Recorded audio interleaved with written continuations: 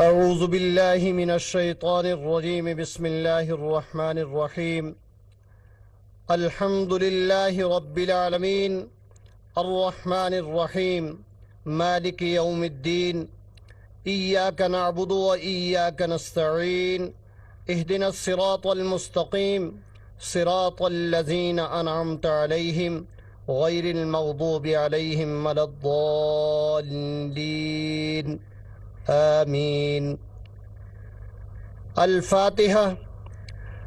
الحمد للہ رب العالمین والعاقبۃ للمتقین الصلاۃ والسلام علی سید الانبیاء والمرسلین۔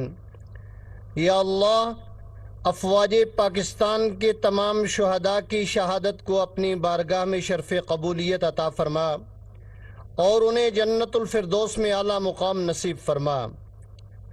جو وعدے اور بشارتیں رسول اللہ صلی اللہ علیہ وسلم نے شہداء کے حق میں بیان فرمائی ہیں، ان سب سے انہیں سرفراز فرما اور پسماندگان کو صبر جمیل عطا فرما۔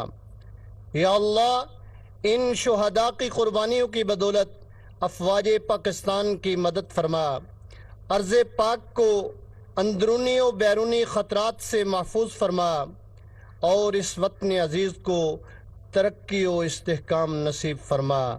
آمین یا رب العالمین برحمتک یا ارحم الراحمین۔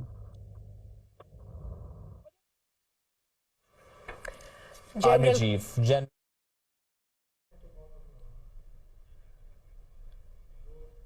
راولپنڈی میں جی ایچ یو میں یادگار شہداء پر تقریب کا اہتمام کیا گیا ہے اور نامزد اور سبکدوش آرمی چیف کی یادگار شہداء پر حاضری اور دعا اور فاتحہ خوانی کی ہے۔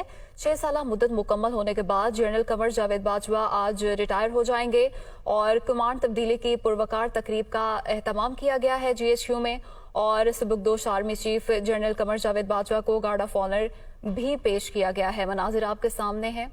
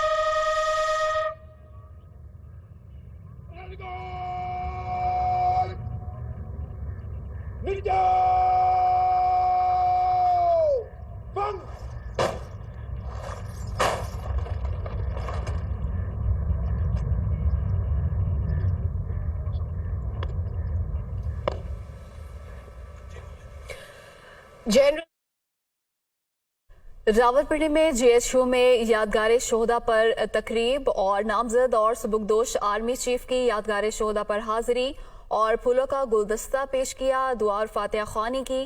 آج 6 سالہ مدت مکمل ہونے کے بعد جنرل قمر جاوید باجوہ ریٹائر ہو جائیں گے۔ اب سے کچھ ہی دیر بعد کمانڈ تبدیلی کی پروقار تقریب کا بھی آغاز ہوگا۔